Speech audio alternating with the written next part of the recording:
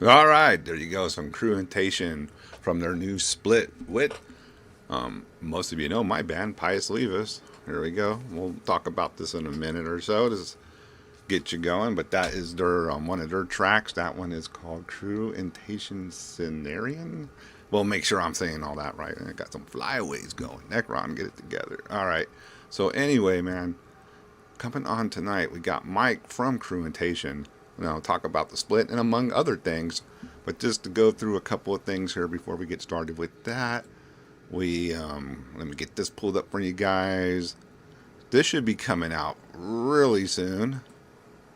The Indignation Words of Deceit demo reissue from 1991. That's me and Sworn Ghoul's old band from Pious Levus, among other things. Our demo getting put out on Head Split, so that's awesome.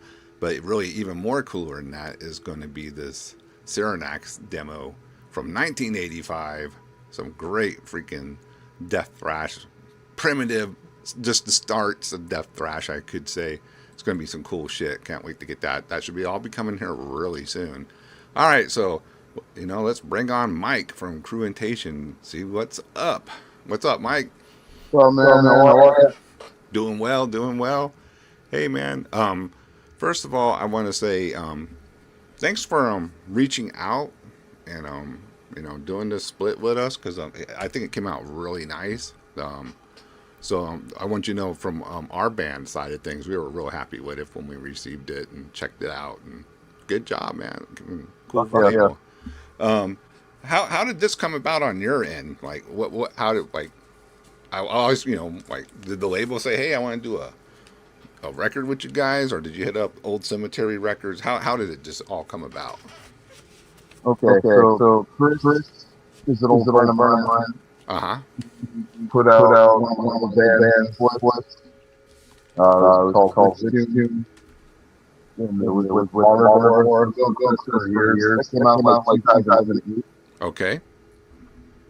And he started the label again, contacted me, asked if I wanted to do anything. And we were about to record some songs. And I really like how you do this. I reached out to you.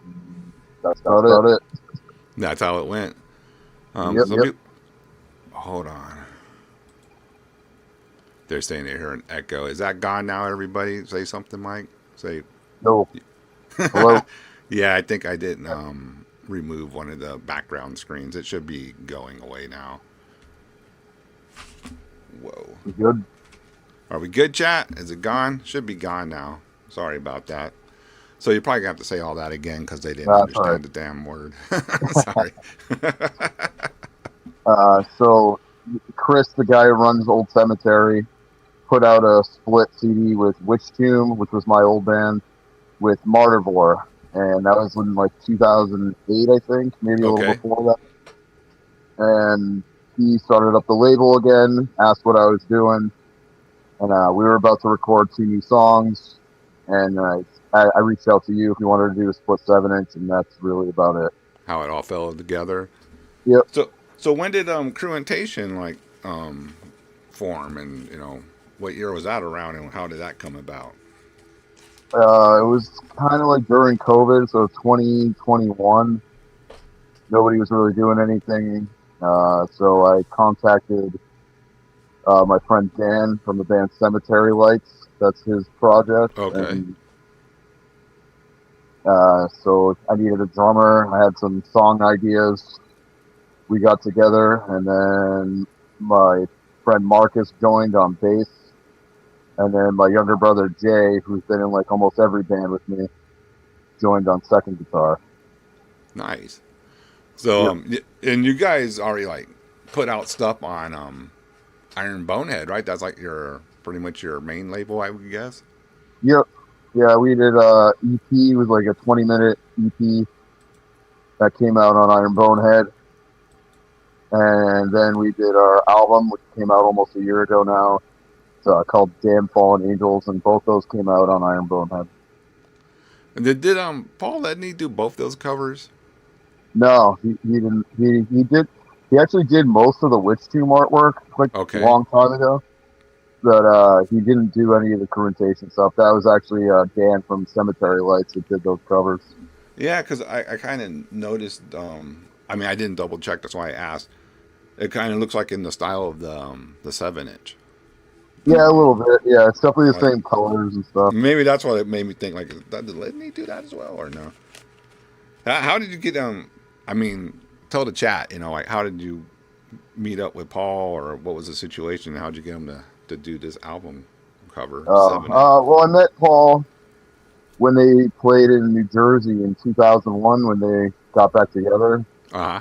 and basically we've been in touch pretty much ever since.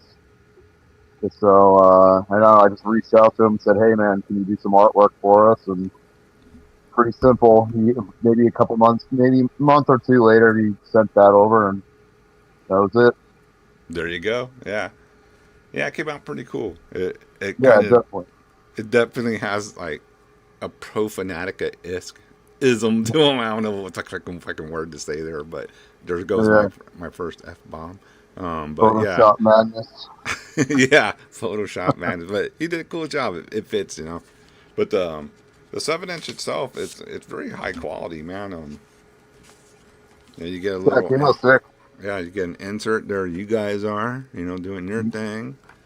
There we are doing our thing, and let me see here. Yeah, and this isn't one of those paper, you know, covers. This was actually, like a nice solid cardboard cover on there. Because I know a lot of times, you get those paper covers and whatever. So I was like, oh wow, nice. Yeah, Yeah, his and, stuff looks good. yeah, and nice thick quality stock on the 7 inch as well. So very cool. They did a great job. Yeah, I had some people tell me like, whoa, shit. I thought Old Cemetery Records was not doing anything anymore. So Yeah, he did. I feel like it was a few years he didn't do anything, maybe even 10. uh But yeah, he put out one of the Manticore records. I think not the newest one, but the one before. huh. He pressed that on vinyl. So if you guys are looking for this, let me get this up here for everyone. I had this. There we go. That's all you gotta do is just go to their Instagram page and then follow the link, and it'll take you. You got what I think like 3 choices. You can order it from Facebook, eBay, or Discogs, but simple enough. Just follow the links on the site. They're right at the top. It'll take you there. Yeah, You can order them or from. contact either of us. We have some copies. Yeah, I'm getting low. I can't. Oh Yeah, I can't disclose yeah, how many I got left because I got to take care of some people before I can do yeah. that. But I just found out Mr. Goat Throne Records, Aaron, has 2 copies up on the Goat Throne site that I know of that you can order from Goat Throne if you're wanting to get it that way as well. He has 2 copies. Or like Mike said, reach out to Cruentation or Pious Levus and we'll see what's up. Okay, he has 2 up for grabs on the Goat Throne site. So that's cool. Yeah, And, we have like most of our copies. I mean, we played the other night, but I think I don't know, maybe sold 4 or 5. well, So we that's got a good. few. Yeah, Yeah. that's good. Yeah, I think I shipped out like maybe about 6. And I still owe more. Oh no, and I sold some to Aaron. That's where he got his from. Okay. Gave him the Texas hookup on that because he's from Houston. So I was like, he always puts out our stuff. I was like, hey, Yeah, Aaron. I know. I know his label. Okay, you know what I'm talking about. Oh Then yeah. cool.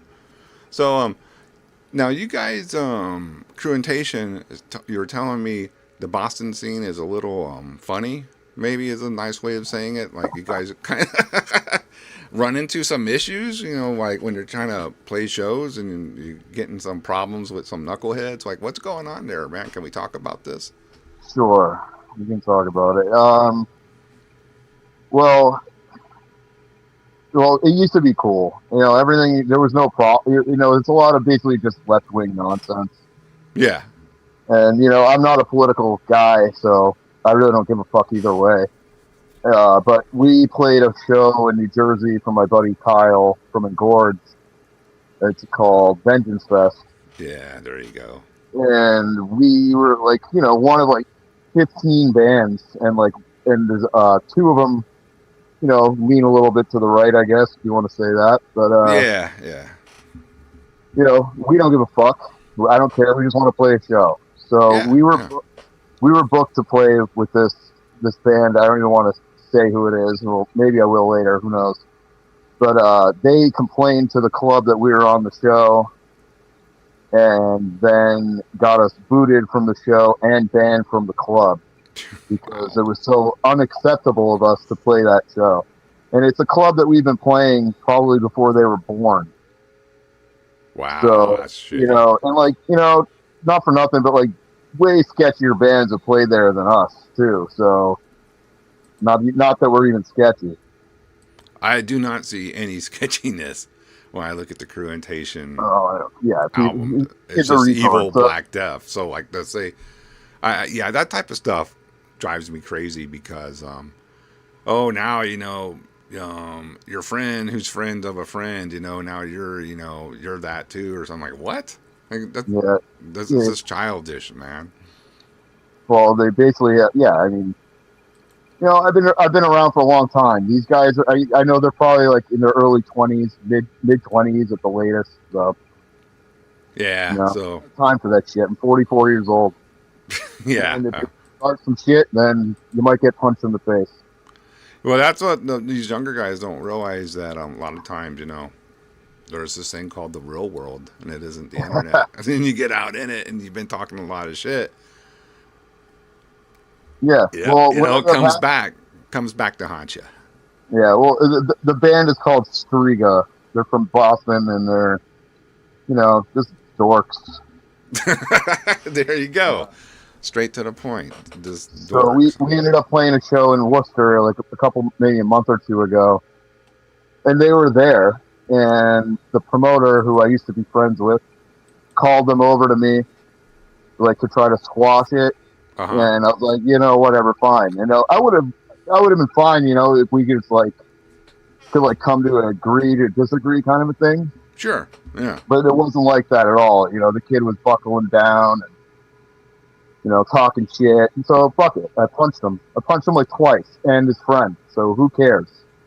It's like Well, it's like I didn't. I mean, I could have done a lot worse. Put it that way, and I didn't. And then I just got, I left, and that was it. And now we're banned from there too.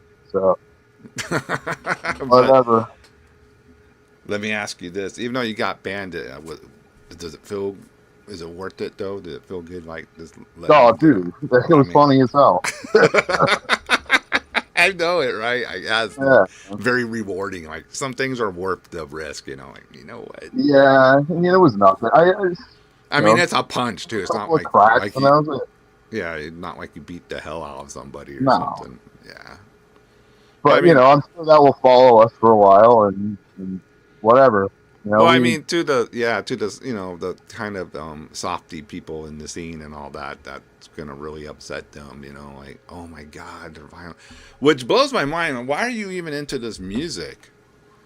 yeah, I don't get it either. Like if the little thing like a fight like that's gonna like crush your whole I don't know mental Well, the funny surroundings. thing about it, all that shit too, is the promoter. I've known for over 20 years, and he takes their side. What did he think Right. was going to happen bringing them over? I was like, I Like don't get it. everybody's gonna be kumbaya afterwards, and Yeah, right. Yeah. no, sometimes it's best is to keep people separated. It's just you And the other thing is, you want any what are they trouble. doing at that show? If we're such a Nazi band, why Good why are point. they there? So you guys get accused of being that just because you played one of Kyle's Fest, and yeah, I don't understand that mentality, and it really needs to go away because it's doing more harm than good. Because Yeah. metal, And the funny thing about all this shit too is like at that show in New Jersey, it was more multiracial at that show than I've ever seen it around at their dumb show. So isn't that? you know, they're fighting for the black man, but shut the fuck up. It's just poser bullshit. Yeah, I seen more I'll say right wing satanic Hispanics than I seen like hordes of white skinheads and white power guys at shows. So Yeah, it's a fucking boogeyman, man. You it, know, it doesn't even exist. You know? yeah, but see, the thing is, they want to punch Nazis, but they can't take a punch from someone. Don't go talking shit to people, man. Be a little respectful. Why you got to be, running your mouth and then thinking something not gonna happen? I guess their parents don't teach them that shit nowadays. I don't know. My dad always used to tell me, "Don't write a check you can't cash." It's just, Oh, exactly. you know, fuck that. Well, anyway, dude, what is the band up to right now? Like what are your are you on after the split? Are you going to record another full length, or what's the plans with Cruentation? All right, so our drummer quit. So Dan, the dude that I started the band with, he quit like a year ago. Uh, but before he quit, we recorded a whole other full length. Oh, right, nice. Even before the 7-inch stuff, before the split 7-inch. Oh, okay. So you're aware I had cancer. So I had some major surgeries, so that put me Mm-hmm. out for a little bit, for like almost 6 months. So I wasn't able to finish that. So, but now that I'm getting back to normal, and I got to finish the vocals. Basically, I mean, all the lyrics are done. I just got to finish it. So Let's we have a whole other album ready to go. Are you still gonna go with Iron Bonehead? Or are you I mean, I would. Yeah, I haven't sent him any tracks yet or anything, because I don't Oh, want to send him anything until it's done. But yeah, that's I usually would the definitely best route. I would definitely work with him again. Yeah, because you So get the whole full thing. You get the CD, the vinyl, and all that, right, when you release with them. So yeah, that's always, yeah. yeah, No, he's been man, awesome. He's been real supportive. So cool. why wouldn't we? You know? Yeah, if it ain't broke, don't fix it. That's Yeah, always right. fucking Yeah. Zach. Is Boston filled with wiggers? No, it sure is. Now, It's like where they came from. I was gonna say, isn't that like the the hardcore tough guy kind of came? I know New York gets blamed for it, but I think a lot of it came out of the Boston scene too, right? Like the straight Yeah, edge tough guy. Put that bird yeah. down. Uh, so when I was growing up, when I was in my teen years, metal scene around here was pretty much dead. Uh huh. There were some bands, but like they weren't like playing gigs. So like me and my friends would go to hardcore shows, because there really wasn't anything to go to. Yeah, I get it.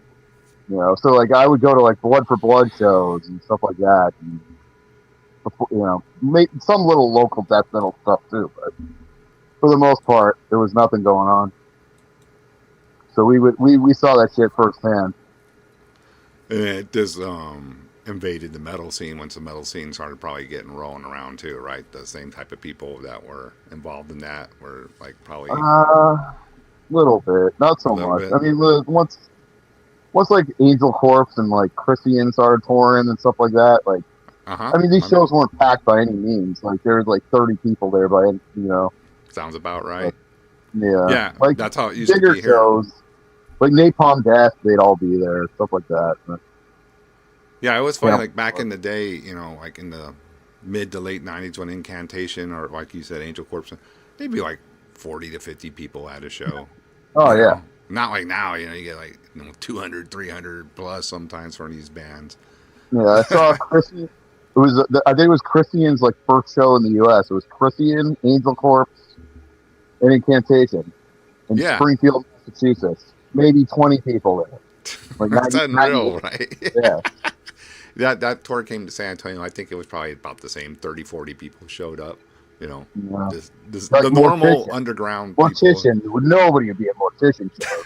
Dude, that is so true. It's insane. Like now, Mortician's like packed, but back then, Good for them. They deserve it.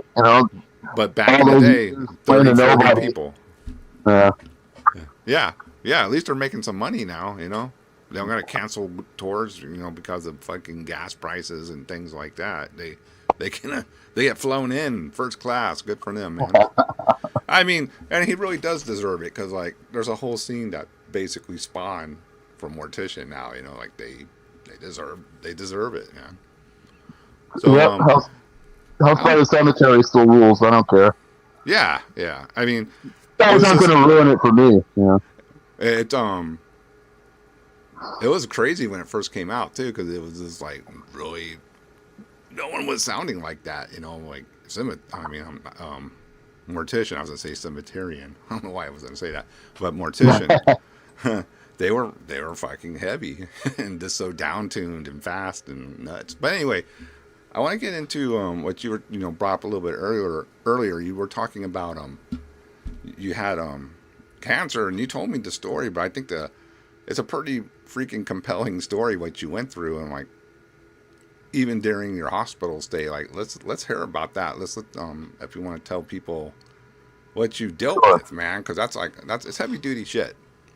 Yeah. All right. So, like, almost a year ago, I was diagnosed with tongue cancer. I had like it looked like a canker sore on my tongue, Uh-huh.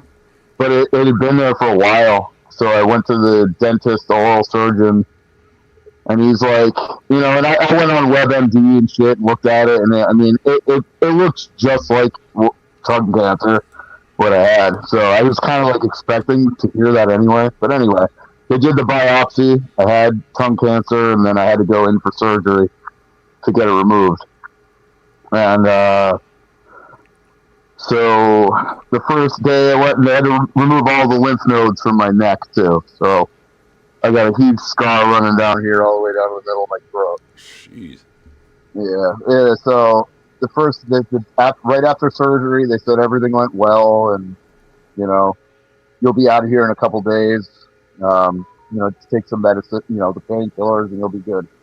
Well, it didn't really end up like that. So I would say 2 days after my surgery, I was still in the hospital, and it was the morning time, and my neck started blowing up like a balloon. Oh. So I told the staff, that, the nurses, I'm like, hey, it's like something's really wrong here. And I'm like, and they're like, oh, it's just anxiety. You're just having a panic attack. And I was like, No. yeah. No, I got This a is fucking typical. swelling. So eventually they got the residents all came in, and they looked at me, and like they called my doctor, and she was just like, they're like saying it looks bad, it's clotting, but they're like just talking amongst each other, they're like, it was just Like awkward as fuck. Well, Like, you're there hearing them talk about you like you're not in the room. Like, hey, man. So I heard her right there on the phone say, open them up. So then they just started taking out all the stitches on my neck, and blood. It was like like a horror movie, all over the place, like fucking to the floor, just Yeah. gushing out of me. So I was like, all right, this isn't good. Yeah. So they're rushing me back into surgery. They're like, running me into the and they got me in, and the last thing I remember is going to sleep. And then I woke up. I was in the recovery room. They're like, yeah, we don't know what happened, but you're good now. I was like, okay, cool. Cool. Go back to the hospital. Going back to my room. The following night, I was eating ice cream because I couldn't eat shit because my tongue was all fucked up and cut. There's a huge chunk of my tongue missing, and my tongue started bleeding. Yeah, man. And this time it was even worse. And it was just like I thought that was it. I thought I was just gonna bleed to death right there in the room. Oh, Yeah, it happened at nighttime this time, so like 10 p.m. There was a lot of, they called, my wife was right there, and she, the nurse didn't really know what to do. She actually ran behind the nurse's station and hit a panic button to get like medical help. Yeah. Well, at least she didn't At least you made that decision to do something Yeah, smart. right. Yeah. Yeah. Yeah. So they were giving me like puke bags. I don't know if you ever, No. to bleed into the puke. Like it's like if you're drunk or something in the hospital, they give you this puke bucket almost. But So anyway, basically, that's for your blood this time. yeah. But I was Okay. bleeding into it, and one of the PCAs, the nurse's aide, kept dumping in my blood in the toilet. They're supposed to keep track of how much blood I was losing. Yeah. That kind of Yeah, it was just a matters. fucking shit show, dude. So finally, these residents get there. One of them just like sticks his finger into the wound and like just like holds it there. And they're like, "Okay, we need to get him into surgery." And now they're trying to get me out through the door and the bed that I'm in doesn't fit through the door. So Oh God. so I had to like reach under the thing because I've been working at a hospital for years. So I was like, okay, you just hit this button and it goes down. So they did. They got me in the hallway. Now they're I can hear them asking, "Where is the OR?" So I was like, okay, I'm dead now. Like so, So you really had the DF shift on your shift that night, because yeah. well, I mean, that's a sad statement of our healthcare right there. Oh, it was brutal. And this is supposed to be one of the best hospitals in the world too. In And the world, yeah, in the world. I didn't even know that one, dude. Wow, that's embarrassing. So they get me into surgery. The last thing I remember is them shoving this fucking thing in my nose. And they're having a real hard time doing that too to intubate me because I had already been out twice in 48 hours. Uh huh. So all the blood in my nostrils was like all clogged up, and they couldn't go through my mouth because I was bleeding, out of my tongue. But finally, I just like heard this like snap, and then I went out, and then I woke up in the ICU, and it felt like I was drowning. And then yeah, it was just a shit show, dude. There's more I could say, but I'm all right now. I'm doing Yeah, okay. well, I mean that is the good news. You made it out of the hospital alive. Yeah, I was there for like 12 days, and it was just fucking brutal experience, man. Wow, dude. I can only imagine like what your thoughts must have been like the next couple of days. Like, what are these people gonna let happen to me next? Like Yeah, it was bad. I mean, I I would was be now worried. okay. So the thing they were accusing me of at first, having panic attack. Now I'm really having panic attacks.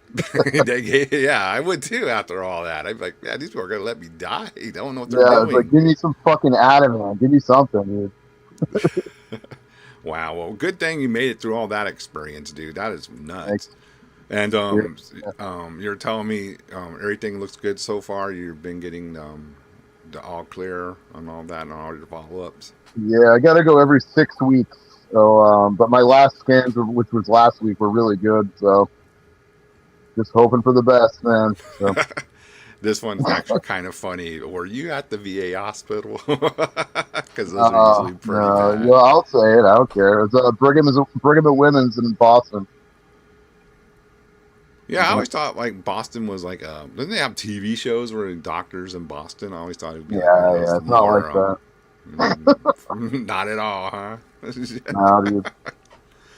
So No. anyway, um, that's a crazy story, and I mean, it's it's wild, that you are in Yeah. people's care, and they can almost cause your death. Because they're supposed to be aware of these things and watching that these things don't happen. That's why Oh you're yeah. there. I mean,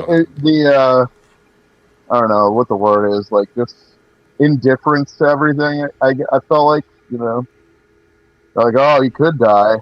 And I was like, all right, I guess it's my time. Yeah, I mean, well, I guess that's all you can really think at that point. Like what else can happen here. But good thing you made it through, dude. Because Thank you. this wouldn't have happened. Yeah. Actually, All selfish on my what's part. funny? I was when I was in the hospital before I bled out from my neck. I was talking with you a lot. Yeah, I remember that. Yeah, we were. I think we were discussing this evidence because because I got the diagnosis, and that's when we recorded the songs, because I knew that I wasn't going to be able to do, and we had the new lineup. Oh yeah, Dan, so you had to get it done before all that, huh? yeah. So we wrote 2 new songs. Went into we recorded it here in my basement, and but it came out sick. We got it professionally mixed and everything. But Yeah, it sounds real good. I was yeah, like, damn, that's heavy. it came out good. And then I was talking to you while I was in the hospital about releasing it.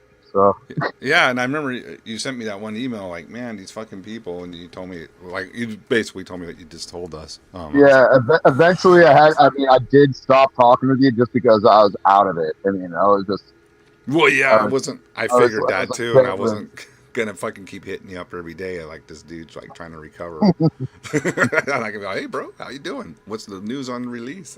Like, fucking leave me alone, dude. I'm recovering. It was pretty much all set up anyway. We Yeah. just had to wait for the artwork and the layout shit. Yeah, I remember when you first contacted me. I at first I was like, "Shit, we don't have anything," because we were in the middle. Still in the middle of recording the new album, almost done. Mm-hmm. First, we got Joe. What's up, Joe? And Lilith. I didn't get to say what's up to you later. And fucking Tino from Satanic Goat asked where'd he go. I saw Tino here. Ritual. Satanic Goat Ritual. Yeah, he's in here. I saw Nice. him pop up earlier. What's up, Tino? Tino is an awesome dude. Yeah, they just play with Gonculator. Yes, sir. One of my best friends, Charlie Infection. So again, folks, if you want to get this, just get your butts over to the Instagram page for Old Cemetery Records. It's like right here. Hold on. There you go. It's pretty cool. Why don't we take a little break? I'll play. So no, let me finish the story. All right, I was talking about us, and I was like, damn, we don't have anything. Like we would have to stop recording, write new songs to all our other songs. But then I remember, hey, we fucking made a demo song of Sepulchral Summoning when we first started recording. Just to have something, to show that we've been working on. And then we had done during COVID, we did a live at Faust, a bar here by my buddy Joe Cutthroat, who owns Robot Monster, and he works with them. And it was like a live show to be shown during Halloween. It was live, but there was no one there because it was during COVID. But we recorded live. We just got up on stage and played, and they recorded us. So we did 2 covers, Sodom and the Misfits. But then I remembered, oh yeah, we warmed up with one of ours. And I asked Joe, I was like, Joe, you recorded that one, right? He goes, yeah, we did. And I go, you got it? And he goes, let me look around. And he found it. And so we were able to get that. And he already had it already had been mixed. Like someone mixed the whole session. So all I had to do was, just get it. So we were lucky to have those 2 tracks hanging around. And Sepulchral was never really meant to be released. We just wanted, to have something new out there. But perfect, that it was able to be able to put wax on this, because the version you're going to get on the album is going to be just a little different. Okay. There's a little more, we added some more dangs and all that to it. Yeah, I remember you wanted the Sodom song on it, but then it was just too long for a 7-inch. Oh, it was that. I already forgot. Yeah, the Sodom came out pretty cool too. Yeah, that was awesome. Yeah, and I like it too because it is really raw, And it was all backline. It wasn't our equipment. We just showed up with our axes and Oh, nice. And just it came out awesome, man. Yeah, he did a good job. Him and his buddies recording it. Yeah, dude. Tino says Charlie rules. He sure fucking does. Psycho rules. Yeah, that seems to be a staple around there. I'm sure it is. Oh, dude, he's one of the truest people, man. Psycho's been around since like 1981, and still nobody gives a fuck when we do gigs with them. Seriously, like maybe 30 people. Like the most underrated band ever. 30 people. That's definitely. Yeah. Well, all right. Well, we're gonna take a break. I'm gonna play one of the tracks. I'll play Sepulchral Summoning, and then we'll come right back. Let me add this here.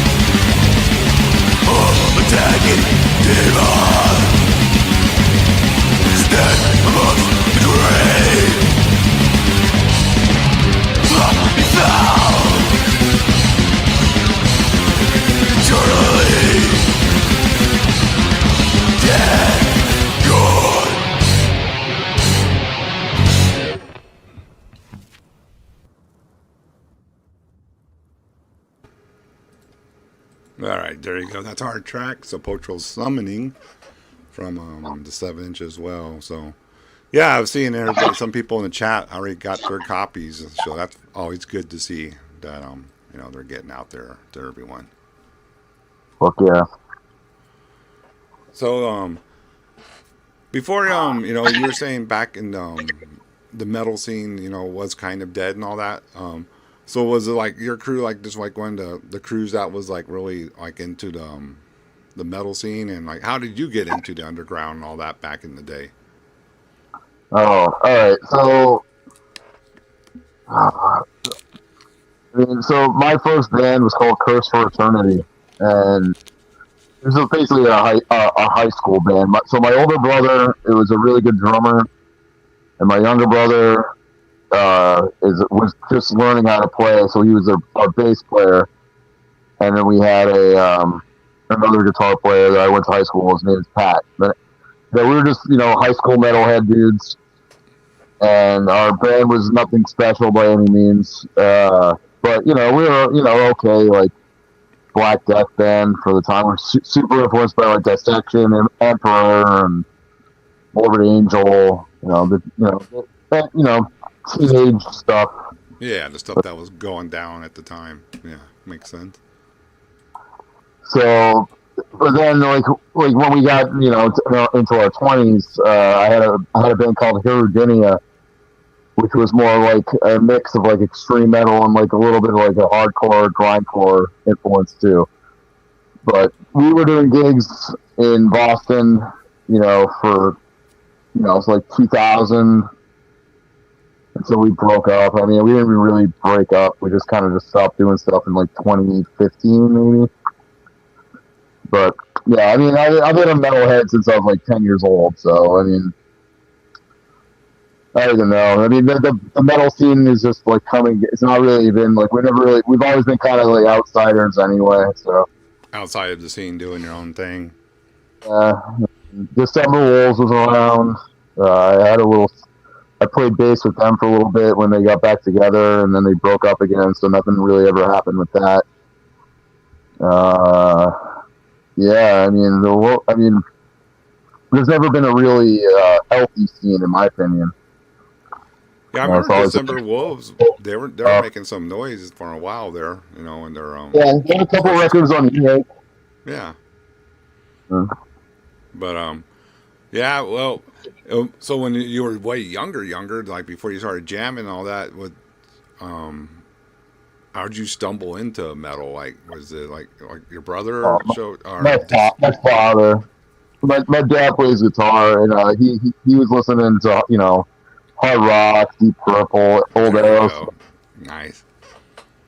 And it was weird. He didn't really like Sabbath, which blows my mind from all the stuff that he liked. But I took guitar lessons when I was in fourth grade, and she was my guitar teacher was a chick, and she was into King Diamond and Slayer, Testament, Anthrax, and Metallica, obviously, and so they just kind of rolled from there. Yeah, I used to take when I was a kid, young teenager. I took lessons from Ron Jarzombic. If anybody knows who that is, he's really good guitarist, like in Watchtower now. He was in S.H. Slayer, and I used to bring Oh, him stuff. Yeah, and I used to bring him stuff like, hey, figure out how to play this, and he was supposed to, and I would bring him stuff like Possess Seven Churches. And you just get frustrated. You go, I don't know what the hell this is, man. I don't even know if this is even in key. What tuning is this at? Here, man. Here's some pentatonic scales. yeah, right, yeah. He's like, I I don't don't know know what what the How about a little NHM, man? hell. You got a question from Carpenter Course. Embryonic Cryptopathia still jamming? The last time we played together was like our last gig in like 2009. So no, but if you got us all in a room, we could do it in a heartbeat. It would be easy. So Oh, there you go. Well, that'd be cool. That went down. Hey, I yeah. just want to promote at top of the hour on Shredbear's channel. Our buddy Paul from Kai is going to be over there. They're going to be up to no good. So if you want to watch something after this, head over to Shredbear's channel and check these two out because I'm sure it'll be entertaining. They're a couple of knuckleheads, so it'll be a good time to go check that out. But at that would be 9 my time, so at the top of the hour. So fucking whatever. All right, dude. Anything else you want to talk about before we head on out here? I know it's a short show tonight because everybody has things to do, but I just wanted to get you on here and talk about Cruentation because I think kind of underrated in my book. Like we need to get more people Oh, thanks. into it, man. I think you guys have like and tell me if I'm wrong because I don't care, but I get like an old incantation without the doom with some profanatica. That's where I see the vibe is in my book. But how do you guys see yourselves? Or you ain't got to compare to a band, but I are you mean, you're not just doing your wrong. thing? Those are definitely two huge influences on the band. I would say that Possessed, Necrovore. Creator, Pleasure to Kill, uh, Impale Nazarene's first two records. So basically, you're checking all the boxes of like everything I love. So that's why I Right, like yeah. it, man. Mm. Like the first Absu, Masochist from Michigan. Oh, Uh, good one. Yeah. yeah, stuff like that. I mean, that's really what made us want to do it. I mean, I wouldn't say we're like sound like that, and I mean, No. you can't tell where we're coming from. You know, Yeah. Yeah. the early '90s, late '80s, or like '93, black death metal. Before everything became straight up death metal, black metal. Yeah, it was this black death. I always liked that style too. Yeah, Necrovore is probably my all time influence, even though it's a 4 song demo. But I heard all the other stuff they were working on and what they're gonna do, and oh man, fucking ruled. I wish they could have recorded a proper, you know, So if full. you've heard other stuff than those 4 songs and those 2 live tracks. Yeah, Oh man, damn, is it good? fuck yeah, it's good. It's real good. I can see why more Angel was sweating their pants. Uh, Now, not everything tell I them, tell them to put it out. What the fuck? not everything I heard has like drums. A lot of it is just like John's ideals on guitar, like just recordings of him playing stuff. I was like, fuck, man. Well, they're I gotta have another sit down with them two and get to the bottom of what's going on here. I don't like bugging them all the time. Like hey, what's going on with the band? What are you doing? Because John does have a serious fucking job. He Yeah. not it's a big deal. So the band does have to be work around John's schedule, and I'm sure Ross has shit he has going on too. But I I mean, usually talk. Go haven't ahead. released '88, so come on, do something. I know, and I know they get tired of hearing that. So, but it would be awesome if they did. And Yeah. the Hey, last I the sorry. last I no, I'll give you the last he told me was they have no plans on releasing stuff that's been released already. They want to come out with all new material, That'd be which awesome. I'm like, well, I mean, I always would have like, I guess the re-recorded '88 demo is going to be their know better sound quality version of the '87 demo because they did record in the studio, but it is a different vibe because it's a different drummer on there. So some people don't like it. I love it. I love them both. I can listen to them both regardless. Both demos. I'm I know that they weren't happy with it, but I think too, from what I understand, they kind of calmed down over the years and don't judge it as harshly as they used to. Yeah. So that demo '88, is that the one you're talking about? They re-record. Is that the one that what's it? Equitant from Absu, like Yes. rematch? Yeah. Yeah. Yeah, I got that here. How'd you get a cassette version of that? I mean, I know it's bootleg, but I didn't know someone actually put that out on cassette like that. That's awesome. I got it from Equitant. Oh, Ecotant did it. Oh, okay. Oh, Sneaky Ray. I didn't know he was putting. I didn't know he was doing that. That's awesome. I'm gonna hit him up. Hey, I want one of those. The Just Equitant, the early Equitant shit's awesome. I love that stuff. nah, yeah, no. Ray's one of the coolest dudes I know in the metal scene. I Yeah, really like cool. talking when we talk or whatever.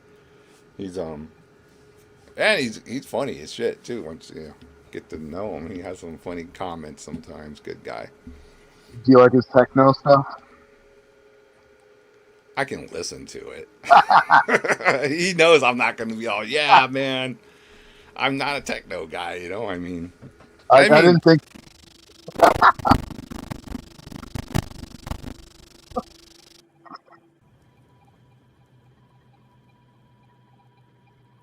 Uh-oh. Hello?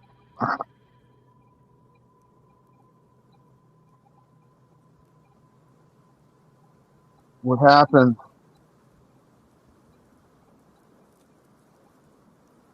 I can't hear you. Oh no. you hear me now? I can probably make it better. Hold on. Let me get over there. Yeah, my whole. Oh, now they're saying no audio. Jesus, hold on, man. Like,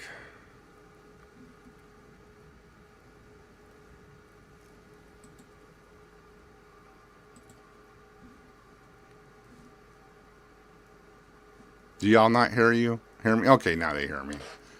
You guys hear Mike too? Yeah, dude, I don't know what the hell happened there, man. That was crazy. Let me see. Oh, All there we right. are. All Uh right. oh. Yeah, sorry about that. No, you're good. Yeah, my whole system just like sound like a freaking electrical storm in my ears. It was crazy. But anyway, I, Necrowolf fucking I, did it. I think it's because we were talking about techno. We cursed the stream, right? Yeah. So he has his site Black Montanas, Yes. and Yeah. yeah, and I bought some of his like weirdo techno shit. I mean, I don't mind it. No, I'm not gonna rap. I mean, it'd be stupid for me to say I don't like it because I'm just not a techno listener. So you know, what I mean, I'm not gonna. Yeah. I don't listen to that type of stuff, so I don't know how to even go about judging it. You know. No, it's cool, man. Yeah, that's but it just Ray's like super talented. Like he can do that. He can, play the greatest, some of the greatest metal riffs. Then go do technical, and he's a great artist. He did the Pious Levus logo. That's his Yeah, art. dude. That Z-Meal 7-inch that he did. He drew that Z-Meal 7-inch. The original one. Yeah. See, Love that art of the Baphomet. Yeah, the original. Did he ever show you the original Teferet art that they wanted to use that he drew? No. Yeah, it's pretty cool, man. I always tell him you need to put that on a bootleg shirt on your site, man. I would buy one of those in a second. Megan digs the technical stuff, so there you go. Yeah, nice. Mm-hmm. Yeah, he actually performed here once in town with that years ago when he was still doing it. He played a show with his technical stuff. Techno, I mean.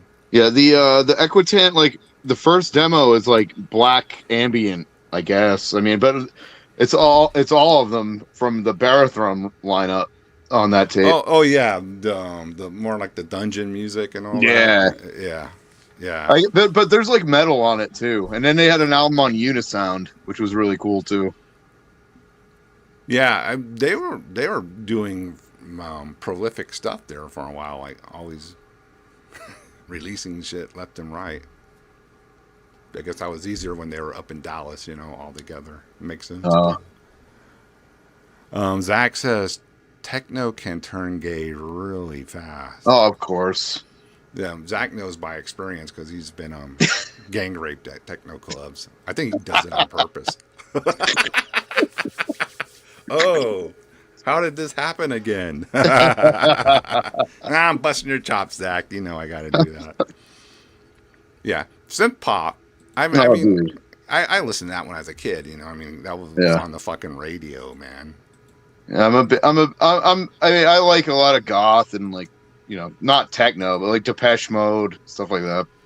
Sisters of Mercy. Yeah, That seems to be this, like the standard like goth shit metal dudes are into or whatever. Yeah, right. I saw Moonspell in an interview long ass time ago, and they were like dropping all these like non-metal bands. I was like, oh, I'll check all that shit out, and that's pretty much how I got into it. Yeah, I think I always thought Moonspell was trying to ride off the old Typo Negative vibe when they blew up, because remember Moonspell was more straight up like a, not like a harsh black metal band, but right. Well, dude, their fucking demo's awesome. Yeah. The Under the Moonspell EP rules too. Would you do another? There you go, Johnny. Yeah, hey, there's two new songs and 4 unreleased songs too. So eventually that shit will all come out. Fuck yeah! Next week, me and Johnny got another 666 picks from hell coming up, so keep an eye out for that. We'll be playing some Johnny badass underground picks. I don't know if you know Johnny, Merciless Onslaught. He's San Antonio metalhead and has a show on internet, Merciless Onslaught. He knows his shit. He's one of the real ones. Cool. Shout out to Johnny. Hi Johnny, what's up, bruh? Yeah, I'm pretty sure he loves Cruentation. That seems like something that would be Oh, he really fucking better. yeah. Everyone here, you better buy their shit. Don't just sit here and listen to it. Buy it and buy the 7-inch while you're at it. All right, here Tino says I got masters of the first Equitant. Obeisance was set to do a split with Ray, but sadly it fell through. Wow, I didn't know that one. That's news to me, fucking Tino. Fuck, that would have been killer.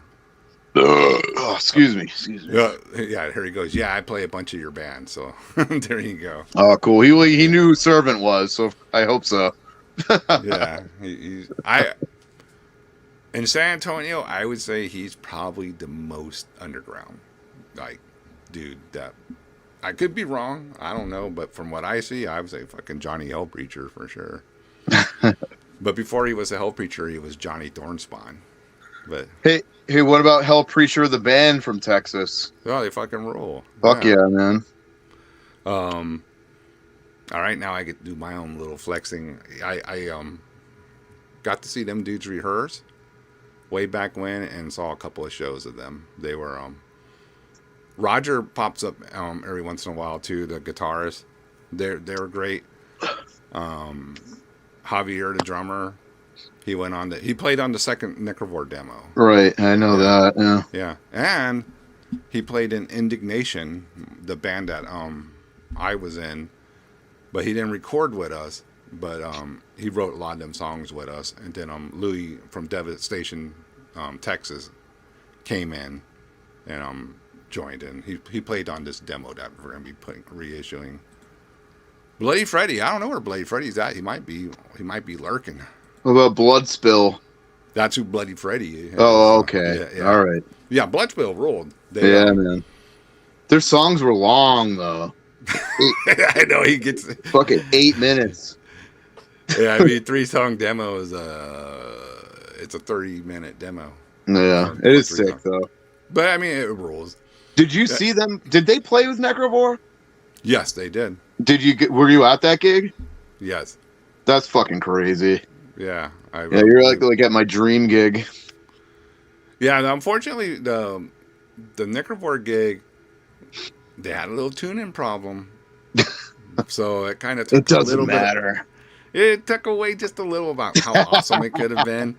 But I always tell people, if you haven't seen, my best Necrovore experience was actually going to the rehearsal. Yeah, I remember you said that. Yeah. That shit. I mean, don't get me wrong, live, all geared up. They look fucking, and it's still fucking awesome. But the rehearsal room, they had everything, they had their shit dialed in, the PA, the everything was just dialed in. So, yeah, dude, when they unleashed, I was a goofy 15-year-old kid, right? 15, 16, I don't remember for sure. Maybe even 17. I don't even remember. But I had my little punk band, and I go and see these dudes. They're already like I think like 5 years older than me. Like John Ross, and I think Jorn was a little younger than them too. I think Jorn was closer to my age or maybe a little younger, and Javier. But John and Ross have always been the two main guys, as you know.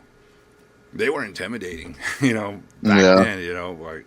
John right, you're a kid. I was a kid, and yeah, they have the 5 years on me. They're taller and muscular and fucking long hair, and I was like, fuck, man. I was like, shit, dude. How big was the room?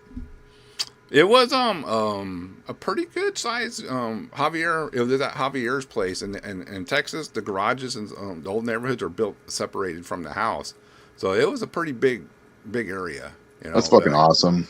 It was I'm trying to remember here, like a size of a decent size like den in a house. Okay. Pretty roomy. Yeah. But not big enough where it got like echoey, so it sounded really tight. But I ain't shitting, dude. That fucking shit, sorry, it shook when John let out his first scream. Yeah, man. Just fucking came in. I was like, one of the best vocalists, man. I was like, dude. I really had to go and like rethink what the hell I was doing because it was just like so ahead of everything I Dude, had you're you're seen. you're you're actually very lucky, like to see that. Yeah, Fucking yeah, amazing, dude. and it was I was lucky because Chris Sargent, my buddy, we used to do a zine called Morbid Death, and he was the one that got in contact with them right away.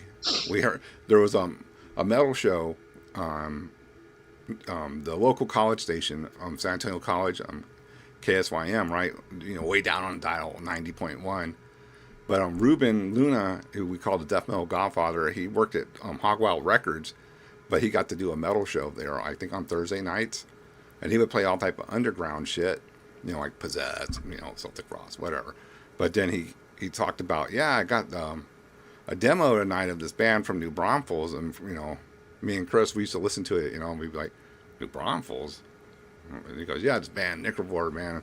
Yeah, I'll check it out. And he played it. And of course, we were like, this is from around here? What the fuck? And yeah, Chris, and Chris was, we all knew Ruben, so Chris got in contact, and he got him in contact with them guys, and they were always hanging around. So, yeah, that's how I got to go to that practice. Chris was like, hey, they're jamming, They said it's cool if you want to swing by, too. And I was like, fuck, yeah, I do. So I, went over there and checked it out, too. And it was kind of weird, too, like, what, 2-3 years later, I was jamming over there with Javier and his. Funny how the metal world works sometimes, but yeah. I know, right?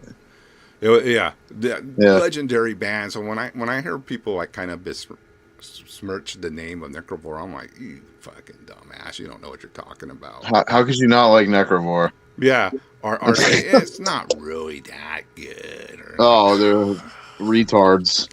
Total retards. Yeah, man. One of the greatest recordings ever. I mean, those 4 songs fucking rule. I like those live songs too. It's just it just sucks they come from a video. So it's like, the VHS quality, to a CD, Yeah. Whatever. Yeah. It's still at least it's something else to listen to. Well, how bootleg Necrovore is? How come those songs have never been bootlegged onto just like a 7-inch? You would think, right? Yeah, right. Let's do it. Someone needs to do it. I mean, because new songs down.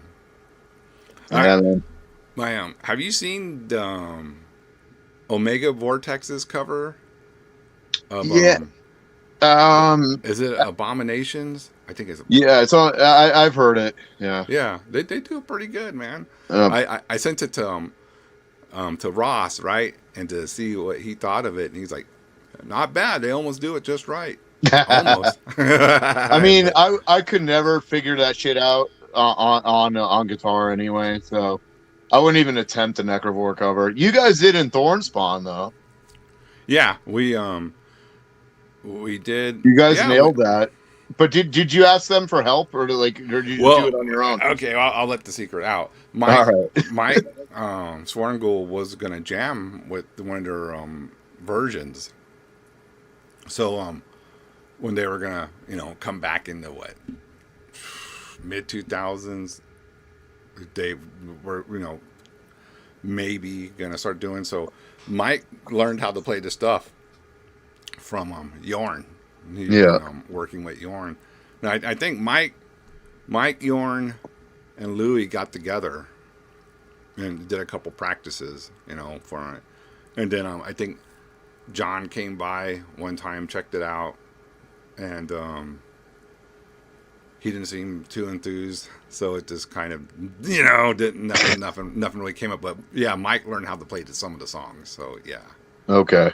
So that's how we got that. But cool. And I think the vocals are as close as we can get them. I'm not sure if Alex. No, I think Alex got lyrics from John at one point. So, dude, in the original tape, were the lyrics included? No. No. Okay. No. It was because I saw something online once where somebody was like, "Oh, I got the original tape, and there was like a separate lyric sheet attached to it." And I'm like, "Can you send me those fucking lyrics?" And they never responded, of course. Yeah, I mean, I think people have added on, to them, but not no. When I bought the demo down at Hog Wild back in the day, it it didn't have the lyric sheets. It was just like an old Okay. demo. You just had your credits, your little short think list, and you know.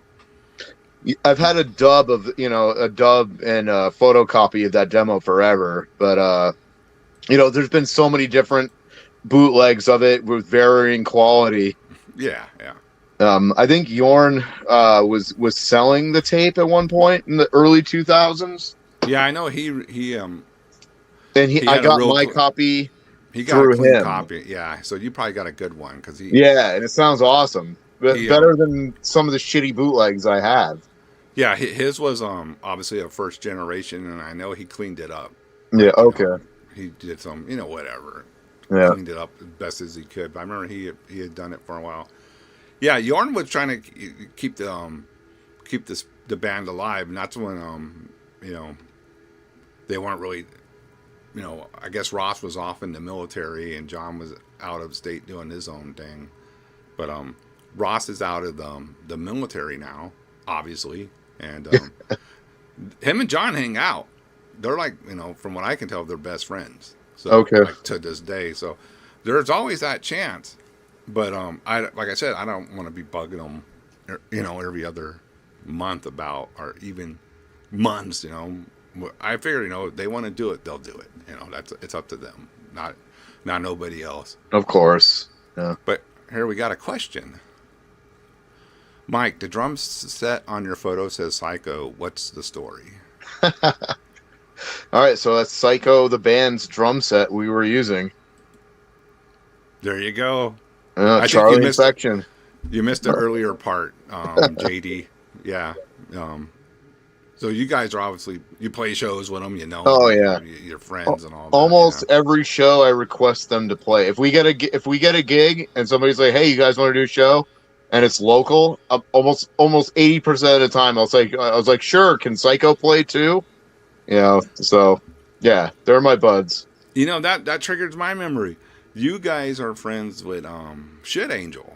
I Oh saw yeah, that on the things list. I think okay. they're like that was when the best fucking record when it came out, man. I really dug that shithead Okay. metal. Yeah, There's this yeah. the cover's amazing. Like So it's the, like the the drummer of Shit Angel is one of my oldest friends, and yeah. his daughter is the singer.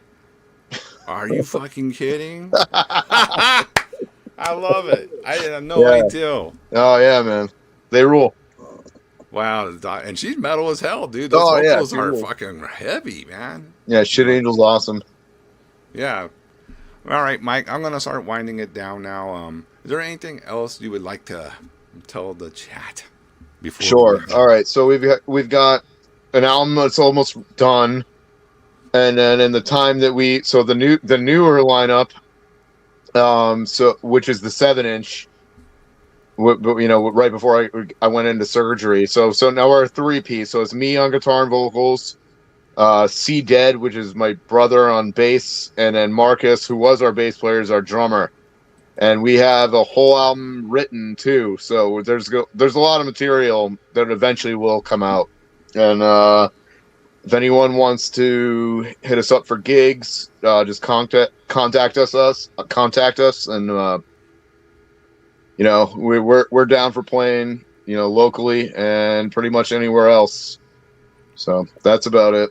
Where can they contact you guys? Do you guys have like what social media to find you on easiest? Facebook, Cruentation is the easiest, I guess, and we have an Instagram, but I don't run that. Okay. I think our old drummer still runs it, but I don't have the login to that. But yeah, Facebook is usually the easiest way to get in touch, or the Bandcamp. Awesome. I appreciate you coming on, dude. I Oh, thought thank you, man. you had some cool shit to say, and now Thank I you. know that the Shit Angel drummer daughter is the singer of the band. That's a fact I did not fucking know. So hell, that's fucking awesome. So yeah, man, y'all need to go. I'm gonna fucking keep talking about this because that's why we're here. Get over to Old Cemetery on Instagram. Follow the links to order the 7-inch and order some other shit while you're on there too. I saw he's gonna be doing what is it? The Nunslaughter live album. Yeah. CD. That'll be cool. So Yep. Old Cemetery Records, look, doing some cool shit and quality shit. That's what I was really pleased with, the quality of it. Really nice. All right, we're gonna play one more Cruentation song on the way out. Also, don't forget, go Shredbeard after this. Top of the hour, got get our buddy Paul on there. Good old guy. All right, thanks a lot, man. We'll see you Oh, next thank time. you, dude. Good to talk to you. All right, Thanks Mike. everybody. Later. Take care.